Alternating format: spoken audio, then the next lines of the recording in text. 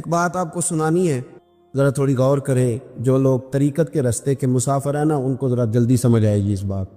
بابا فرید الدین گنج شکر رحمۃ اللہ تعالیٰ علیہ کے ایک مرید تھے حضرت جمال الدین ہانسوی۔ بابا صاحب کو مرید سے بڑا پیار ہو گیا۔ وہ ہانسا کے رہنے والے بابا صاحب پاک پتن کے، تو وہ بیچارے اکیلے بھائی تھے، والد بھی فوت ہو گیا تو ماں بوڑھی تھی۔ بابا صاحب نے ان سے کہا کہ تو پاک پتن آ جا۔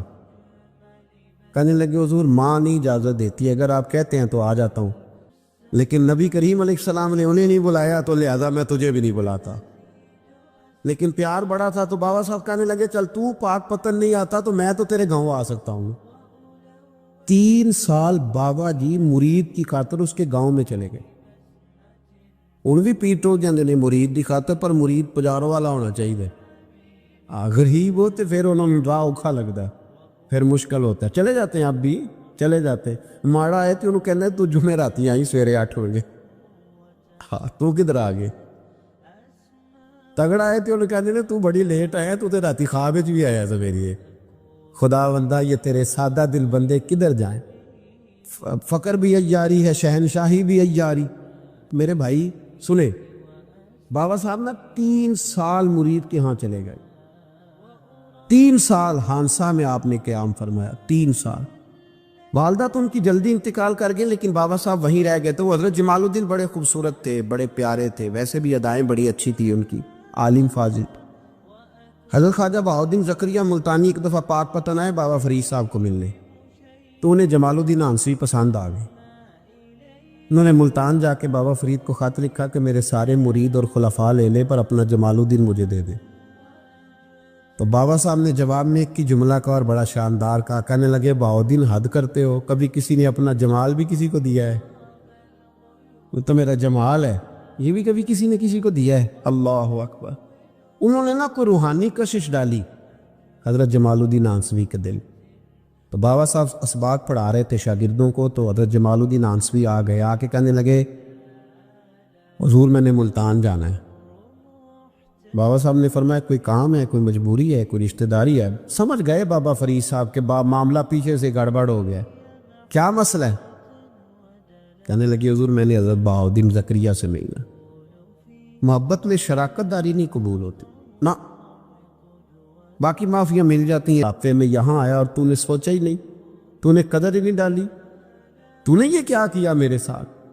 ایک تاجر آیا کرتا تھا بابا فرید صاحب سے ملنے سال کے بعد، وہ آیا تو اس نے لوگوں سے پوچھا کہ وہ کدھر ہے جمال الدین، جس سے سلام لے کے بابا صاحب سے لوگ ملتے تھے، جو رستہ تھا بابا صاحب کی طرف جانے کا۔ کہا وہ تو روڑی کے ڈھیر پہ بیٹھے۔ وہ ملنے گئے اور جب جا کے ملے نا حضرت جمال الدین سے تو وہ رو پڑے۔ کہا کیا ہوا؟ کہنے لگے بس ہوا یہ کہ میں اس کی قدر نہیں ڈال سکا، جو قدر مجھے کرنی چاہیے تھی نا یار کی، میں وہ قدر کر سکا، میں قدر نہیں کر سکا، یہ مجھے سزا ملی۔ کہا ان سے کہنا معاف کر دے۔ وہ تاجر بڑا پیارا تھا، بابا صاحب رات کو پیر دبا رہا تھا وہ تاجر بابا صاحب کے، اس کا خیال تھا لوگ سارے جائیں گے تو بات کروں گا، پیر دباتے دباتے ساری دنیا چلی گئی، وہ بیٹھا رہا۔ بابا صاحب بولے، فرمانے لگے جاتا کیوں نہیں، جمال الدین کی بات کرنی ہے، جمال الدین کا ذکر کرنا ہے، چل کر۔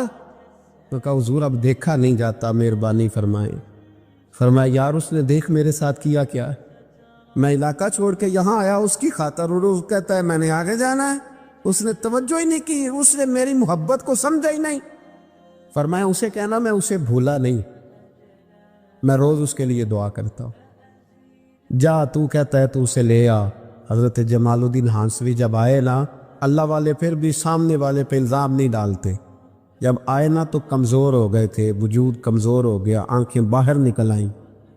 تو حضرت بابا صاحب انہیں دیکھ کے نا انہیں پھر بھی کچھ نہیں کہا، کہنے لگے فرید الدین، اپنے آپ کو مخاطب، فرید الدین یہ تو نے کیا کیا؟ کوئی اپنے جمال کا اس طرح کا حال بھی کرتا ہے۔ ان کو جب معافی ملی تو وہ رو پڑے، کہنے لگے حضور میرے لیے دعا کرے، اب میں رضا میں ہی پردہ کر دوں۔ ان کا انتقال ہوا اور بابا صاحب نے خود جنازہ پڑھایا۔ سنو بخاری شریف، سنو بخاری، صحیح بخاری، حضرت عمر فاروق رضی اللہ تعالیٰ عنہ فرماتے میں تورات پڑھ رہا تھا، نبی پاک علیہ السلام مسجد نبوی میں آئے تو میں تورات پڑھ رہا تھا، تورات۔ حضور نے آتے پوچھا عمر کیا کر رہے ہو؟ یا رسول اللہ صلی اللہ علیہ وسلم تو رات پڑھ رہا ہوں جو حضرت موسیٰ علیہ السلام پہ نازل ہوئی اللہ کی کتاب. نبی کریم علیہ السلام حضرت عمر کہتے ہیں کبھی مجھ سے ناراض نہیں ہوئے، پر آج حضور ناراض ہو گئے، چہرے پہ جلال آیا، اور محبوب کریم نے فرمایا عمر مجھے اللہ کی عزت کی قسم اگر آج حضرت موسیٰ حیات ظاہری میں ہوتے تو میرا کلمہ پڑھ کے میری فرما برداری کر، اور تو ان کی کتاب پڑھ رہا ہے، ان کی کتاب. مسلمان کو کسی اور طرف نکلنے کی اجازت، یہاں تو گھر میں بھوک ہو نا تو بندہ پڑوسی کے گھر سالن لینے جائے، اور اگر ہر چیز تجھے اپنے گھر ملے، ہر خیر تجھے ملے، پھر تو دائیں بائیں کیوں جائے؟ کس لیے جائے؟ تھوڑا سا اپنے اندر استقامت پیدا کریں، دین کی تہذیب کو بچائیں. رحمت اللہ علیہ درویش تھے دلی کے، بہت سارے لوگ مرید تھے، ایک بڑا خدمت گزار مرید تھا، مزدوری کرتا تھا، غریب تھا، تو 6 بیٹیاں تھیں اس کی. حضرت صاحب کے پاس روز آ کے کہتا حضور بچیوں کے لیے دعا کرے اللہ کوئی اسباب پیدا کر دے. ایک بچی کی شادی کا خرچہ 1000 دینار ہے اور میں غریب. وہ حضرت صاحب دعا کر دیتے. خانقاہ شریف کے تھوڑے ہی فاصلے پر حضرت جہاں بیٹھ کے مریدوں کی تربیت کرتے تھے، اس سے تھوڑا ہی فاصلے پر نا ایک عیسائی رہتا تھا، بڑا مالدار تھا، بڑی سارے اونٹ، گائیں، بھیڑ، بکریاں رکھی ہوئی تھی، اور حضرت شریف الدین رحمت اللہ علیہ کی بڑی مخالفت کرتا. اور یہ جو آپ کا غریب مرید تھا یہ اس کا پڑوسی تھا. ایک دن بلا کے نا ان کو کہنے لگا کہ تو کدھر جا کے جو ہے وہ ٹکرے مار رہا ہے، وہاں سے کچھ نہیں ملنے والا، وہ تجھے کیا دیں گے جن کی خانقاہ خود چندے پہ چلتی ہے، مدرسہ چندے پہ چلتا ہے، مسجد چندے. نماز کے بعد حضرت صاحب نے نا سر پہ کپڑا لیا، اس عیسائی کے دروازے پہ دستک دی. وہ باہر آیا، فرمانے لگے لوگ تو سوچ سمجھ کے ملازم رکھتے ہیں، تو نے بھی تو سوچ ہی لیا ہوگا تبھی تو مجھے آفر کی ہے. تو اپنی آفر پہ قائم ہے، واقعی مجھے رکھ لے گا اور 6000 دینار دے دے گا. کہنے لگا جا بابا کام کر اپنا. فرمایا نہیں، تو نے اتنے لوگوں میں بات کی، اتنی بحث ہوئی، تو قائم ہے. کہنے لگا میں تو قائم ہوں پر آپ نے نہیں قائم رہنا. فرمایا میں سوچ سمجھ کے آیا. اس نے کہا آپ ڈیوٹی کریں کہ بحثوں کو چارہ ڈالیں گے. فرمایا ایک شرط، بس جب اذان ہو جائے نا تو مجھے رب کی نماز پڑھنے کی اجازت دے دے، باقی صبح و شام جو تو کہے گا. اگر اس غریب کی بیٹیاں بیائی جائے تو مجھے اور کیا چاہیے؟ اس کی 6 بیٹیوں کا بوجھ ہے اس کے سر پہ، تو مجھے رکھ لے. اللہ اکبر. وہ کہنے لگا چلے پھر میرے ساتھ خط بندگی کر لے. آج کل ہم اس کام کرتے ہیں، اس زمانے میں خط بندگی ہوتا تھا، غلامی کا خط. قاضی شہر کے پاس، یعنی اس کا خیال تھا کہ چلو اس کام کی بات کروں گا تو بھاگ جائیں گے. فرمایا چل میں تیار ہوں. قاضی تک گئے، طے ہو گیا، 6000 دینار دے دیے. حضرت نے مرید کو بلایا، فرمایا پتر یہ لے جا میری بیٹیوں کو روانہ کر دے. کہنے لگا حضور یہ کیا کر رہے ہو آپ، کچھ سوچے. فرمایا یار جب تجھے بیٹا بنا لیا تو پھر میری پوتیاں تو لگتی ہے نا، میرا حق تو بنتا ہے نا. جا کے ڈیوٹی کر، ان کو بیاہ دے. بات پھیل گئی. بادشاہ بھی عقیدت مند تھا، وہ 12000 دینار لے کے پہنچا.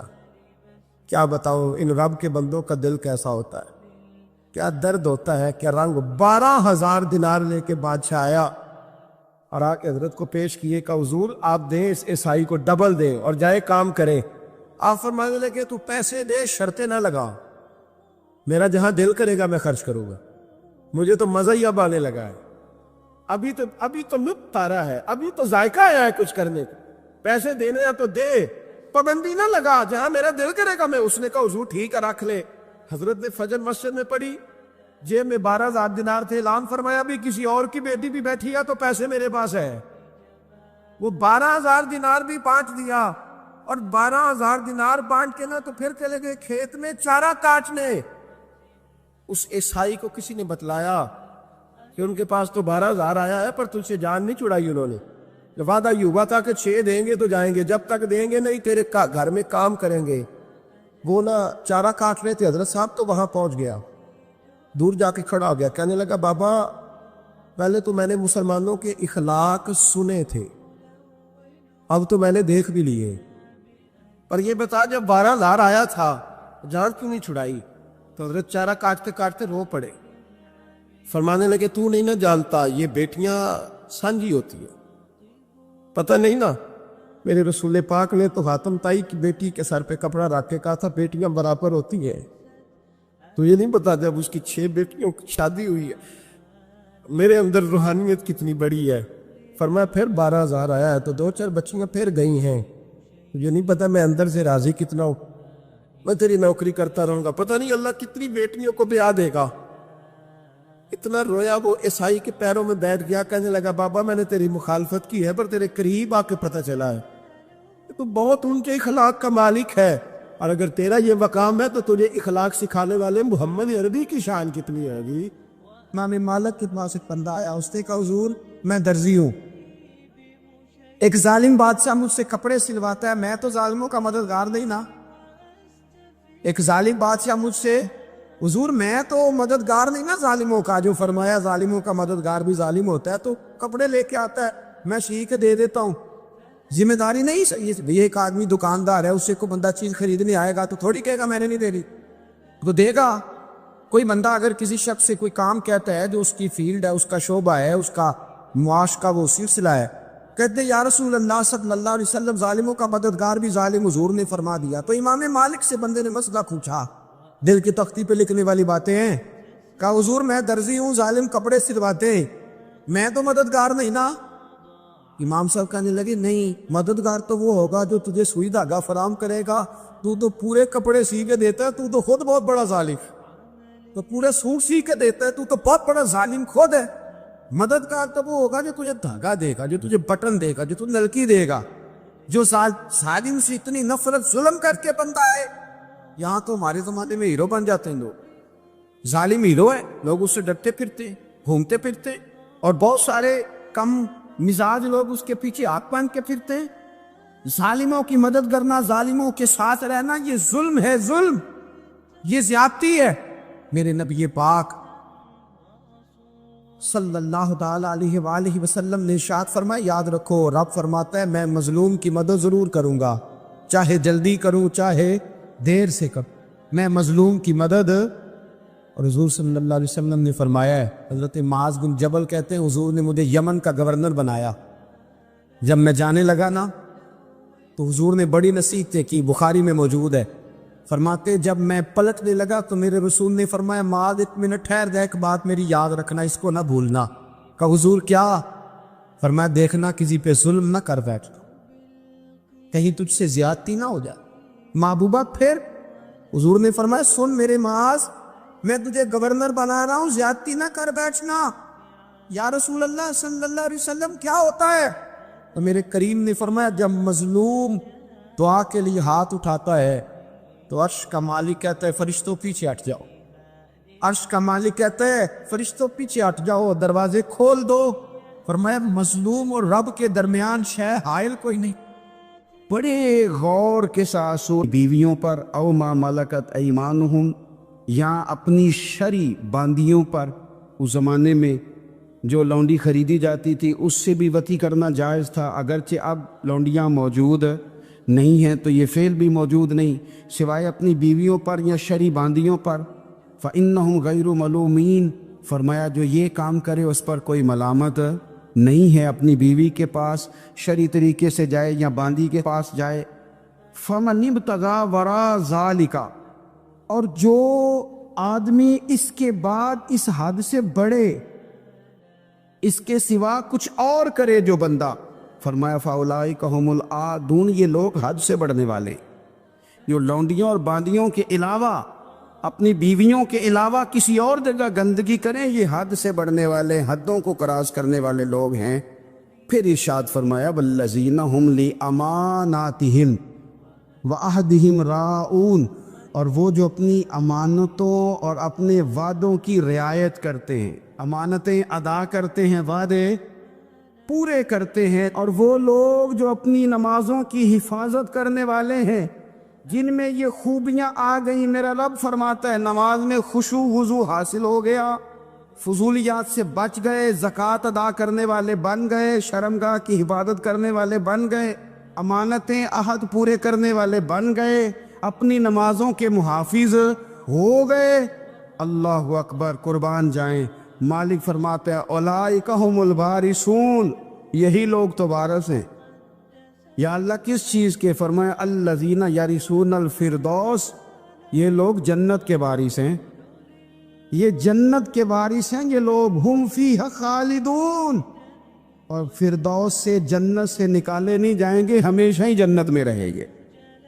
یہ آیات اللہ کا مطالبہ بھی ہے، یہ آیات صحابہ، اہل بیت، اولیاء اللہ، ان تمام کی سیرت کا عکس بھی ہے، اور سب سے بڑھ کر سیدہ عائشہ صدیقہ فرماتی ہیں یہی تو آیات ہیں جنہیں اچھی طرح سمجھ لو گے تو تمہیں مدینے والے کے اخلاق بھی سمجھ میں آ جائے، حضور کے اخلاق بھی تمہیں سمجھ میں آئے۔ بڑے غور کے ساتھ سورہ مومنون کی ان ابتدائی آیات پر غور کرنا چاہیے۔ رب فرماتا ہے قد افلح المؤمنون، تحقیق مومن کامیاب ہو گئے۔ کون سے مومن؟ الذین ہم فی صلاتہم خاشعون، وہ جو اپنی نمازوں میں گڑ گڑانے والے، خشوع کے ساتھ، عاجزی کے ساتھ، انکساری کے ساتھ، ذوق کے ساتھ نماز پڑھنے والے ہیں۔ دیکھیں قرآن نے یہ نہیں کہا شروع میں کہ وہ لوگ اپنی نماز پابندی سے پڑھتے ہیں، بلکہ فرمایا وہ نمازوں میں عاجزی کرتے ہیں، وہ نماز میں خشوع کرتے ہیں، خضوع کرتے ہیں۔ نماز ہم بھی پڑھتے ہیں، ڈھیر سارے لوگ ہیں جن کا یہ مطالبہ ہے کہ میرا نماز میں دل ہی نہیں لگتا۔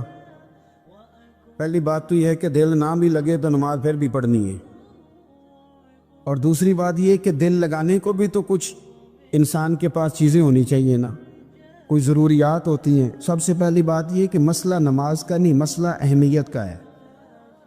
آپ نے اللہ تبارک و تعالیٰ کی ذات کی، رب کریم کے جلالت کی جتنی زیادہ اہمیت اپنے دل میں محسوس کر لی، اتنا ہی نماز کی طرف توجہ آپ کی بڑھ جائے گی۔ آپ سادی سی مثال ہے، غور کر لیں، جتنا آپ اپنے استاد کو پروٹوکول دیتے ہیں، جتنی عزت کرتے، اتنا ہی وقت پہ آپ ان کے پاس پہنچ بھی جاتے۔ اگر آپ کے دل میں اہمیت نہیں ہے تو آپ ٹال دیں گے، اور جس استاد کی اہمیت ہے اس کے فون کی گھنٹی بجتے ہی فون بھی اٹھایا جائے گا، اور بات پوری مکمل بھی نہیں ہوگی تو کہا جائے گا جیسے آپ کہیں گے، اور جو وقت وہ دیں گے ان سے 10 منٹ پہلے پہنچنے کی کوشش بھی کی جائے گی۔ بس سمجھ لیں دل لگنے نہ لگنے کا مسئلہ نہیں، اہمیت کا مسئلہ ہے۔ آپ جتنی اپنے مالک کی بارگاہ کی اہمیت سمجھ لیں گے، اتنا ہی وقت پہ مسجد آئے گی، اتنا ہی شوق سے نماز پڑھیں گے۔ دوسری بات، نماز کے ترجمے پہ غور کریں کہ رستے پہ نہ چلانا ان پر تیرا غضب ہوا، جو گمراہ ہو گئے ان کے رستے۔ تو نماز میں جب ترجمے پر آپ کا غور ہوتا ہے تو آپ کا تو دل خود بخود لگ جاتا ہے، شوق پڑ جاتا ہے آپ کا۔ تو اتنی چیزیں ہم زندگی میں یاد کرتے ہیں، تو اگر ترجمہ بھی نماز کا یاد کر لیں اور پھر شوق سے پڑھیں تو آپ یقین کریں طبیعت کھنچی چلی آئے گی۔ ہمارے ہاں کچھ لوگ نماز پڑھتے ہیں پر بڑی لاپرواہی سے پڑھتے ہیں، کبھی ادھر دیکھتے ہیں، کبھی ادھر دیکھتے ہیں، کبھی بال سہلاتے ہیں۔ اور میں نے دیکھا ہے سجدے جا رہے ہیں تو سیانے سیانے بندے کبھی کپڑے کو چھیڑ رہے ہیں، کبھی جگہ کو چھیڑ رہے ہیں۔ میرے نبی کریم صلی اللہ تعالی علیہ وسلم نے فرمایا ان لوگوں کا کیا حال ہے جو اپنی نماز میں نظریں آسمان کی طرف اٹھاتے ہیں، رکوع سے اٹھے تو اوپر دیکھنا شروع کر دیا، کیا حال ہے ان کا۔ اور پھر حضور نے ایک موقع پر تو سختی فرمائی، فرمایا جو نماز پڑھتے اپنی نظریں آسمان کی طرف اٹھاتا ہے وہ باز آ جائے، ورنہ ایسا نہ ہو کہ رب اس کی آنکھیں ہی چھین لے، وہ باز آ جائے اس کام سے۔ خشوع کے ساتھ نماز پڑھے، عاجزی کے ساتھ نماز پڑھے، اس کا دل لگا ہوا ہو نماز کے اندر۔ میرے نبی پاک صلی اللہ تعالی علیہ وآلہ وسلم کے غلام حضرت انس بن مالک رضی اللہ تعالیٰ عنہ فرماتے ہیں کہ رسول پاک صلی اللہ علیہ وسلم نے مجھ سے فرمایا تھا کہ بیٹے نماز میں ادھر ادھر دیکھنے سے بچو، کیونکہ فرمایا نماز میں ادھر ادھر توجہ کرنا یہ بندے کو ہلاک کر دیتا ہے، ہلاکت ہے اس میں۔ اگر تم نے ادھر ادھر توجہ کی، نماز تم مالک کی بارگاہ میں کھڑے ہو اور تم دیکھ ادھر ادھر رہے ہو، تو ایک تو نماز عاجزی کے ساتھ۔ پھر فرمایا والذین ہم عن اللغو معرضون، وہ لوگ جو فضول باتوں سے، لغویات سے اپنا منہ پھیر لیتے ہیں، فضولیات سے۔ ہمارے ہاں نا بہت سارے لوگ ایسے ہیں کہ بلا وجہ ان چیزوں میں دلچسپی لیتے ہیں جو ان کے مطلب کی نہیں ہے، ان کے مطلب کی مطلب آپ کسی سے ملنے کہتے کیا حال ہے، ٹھیک ہے جی، بچوں کا کیا حال ہے، ٹھیک ہے، بچے کتنے ہیں؟ تو بھئی آپ کو جب پتہ ہی نہیں تھا کتنے ہیں تو حال کیوں پوچھا آپ نے؟ آپ کرتے کیا ہیں؟ آپ کا بڑا بھائی کیا کرتا ہے، چھوٹا بھائی کیا کرتا ہے، ابا جی کیا کرتے ہیں؟ بھئی آپ کے مطلب کی بات نہیں، آپ مطلب کی مقصد کی بات کریں، بے مقصد باتوں میں الجھنے کی ضرورت نہیں ہے۔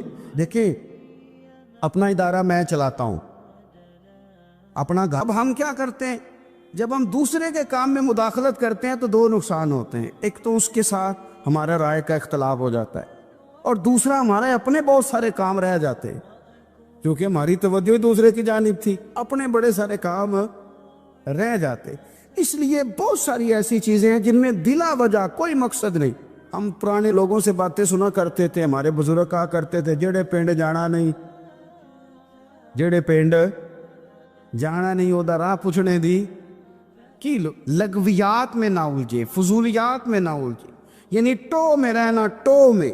آپ یقین کریں میں نے پرسنلی طور پہ اس چیز کو محسوس کیا ہے کہ ہمارے بہت سارے اہم حقوق صرف اس لیے مس ہوتے کہ ہماری اپنے سے زیادہ توجہ سامنے والے پہ ہوتے، سامنے والے۔ میں نے دیکھا بڑے بڑے عجیب صدقات کرتے ہیں، خیرات کرتے ہیں، وہ کامیاب ہو جاتے ہیں۔ پھر فرمایا والذین ہم لفروجہم حافظون، وہ جو اپنی شرمگاہ کی حفاظت کرتے ہیں۔ نوجوان میری بات پر توجہ کریں، فرمایا وہ لوگ جو اپنی شرمگاہ کی، والذین ہم لفروجہم حافظون، وہ لوگ جو اپنی شرمگاہ کی حفاظت کرتے ہیں۔ حضور غوث پاک رضی اللہ تعالیٰ عنہ فرمایا کرتے تھے دو چیزیں انسان اپنی سنبھال لینا، ایک پیٹ اور ایک شرمگاہ، تو فرماتے تھے ولایت اس کے بڑی قریب آ جاتی۔ ہم نہ ان لذات میں الجھ جاتے۔ سیانے سیانے بندے، روٹی کمر سیدھی کرنے کے لیے کھانی چاہیے، زبان کے ذائقے کے لیے نہیں کھانی چاہیے۔ یہ زبان کا ذائقہ لگ جائے یہ کہیں کا نہیں چھوڑتا انسان۔ اپنی شرمگاہ کی جو لوگ حفاظت کر لیتے، کوئی بڑے سے بڑا گناہ کرنے سے بھی بندہ کافر نہیں ہوتا، بندہ کفر کرنے سے کافر ہوتا ہے۔ گناہ بڑے سے بڑا کرنے والا بھی گناہ گار ہے، کافر نہیں۔ لیکن بعض گناہ ایسے ہیں جو جس وقت بندہ کر رہا ہوتا ہے اس وقت وہ مومن نہیں ہوتا۔ میرے نبی کریم صلی اللہ تعالیٰ علیہ وسلم نے فرمایا جب کوئی شرابی شراب پیتا ہے اس وقت مومن نہیں ہوتا، جب کوئی چور چوری کرتا ہے تو اس وقت مومن نہیں ہوتا، اور جب کوئی زانی زنا کرتا ہے تو تب وہ مومن نہیں ہوتا۔ اتنی دیر کے شباب اریاں، شراب اسیاں، جسے بھی دیکھو غری کے اسیاں، ہم ایسی تہذیب کیا کریں گے؟ شباب اریاں، تم نے اپنی جوانی ننگی کر ڈالی ہے ساری، معاذ اللہ۔ کن مقاصد کے لیے میں وہ اعداد و شمار بتا نہیں سکتا۔ ہمارے ہاں گاند سستا ہو گیا ہے، لوگوں نے گناہ تک پہنچنا آسان بنا دیا ہے۔ آپ دیکھ لیں گندگی دروازے پہ اور گند موبائل میں، کیسے بچائیں ان بچوں کو، کیا کریں؟ کلیجے پھٹتے۔ ابھی باتیں سوچتے ہیں تو سوچتے ہیں آنے والی نسل کو کہاں لے جائیں، کہاں چھپائیں، کیا ایسا کریں کہ یہ بچ جائیں، خدا را قربان جائیں حضرت عثمان غنی پر۔ مصنف ابن ابی شیبہ میں صحابہ فرماتے حضرت عثمان غنی نا بڑے مالدار تھے، مال آتا ہے تو لوگ عیاش نہیں ہو جاتے، مال آتا ہے تو لوگوں کی خواہشات بہت بڑھ نہیں جاتی، بڑے مالدار تھے، مالدار بھی تھے اور سونے بھی بڑے تھے۔